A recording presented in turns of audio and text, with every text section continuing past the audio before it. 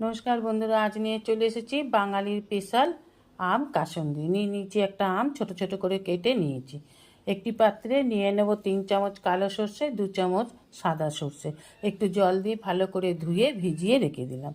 একটা mixie jar নিয়ে নেব, মিক্সি জারের মধ্যে ভেজানো সর্ষে নিয়ে নেব, কেটে রাখা আমগুলোকে, আর নিয়ে নেব আদা কুচি, 2টো কাঁচা লঙ্কা, আর দিয়ে দেবো 1 টিস্পুন হলুদ, দিয়ে একটা পেস্ট বানিয়ে নেব। ওভেনে কড়া বসিয়ে দিয়ে দেবো কফি কাপের 1 কাপ জল, দিয়ে দেবো পরিমাণ মতন লবণ। জলটা ফুটে উঠলে দিয়ে দেবো পেস্ট করা আম আর সর্ষে।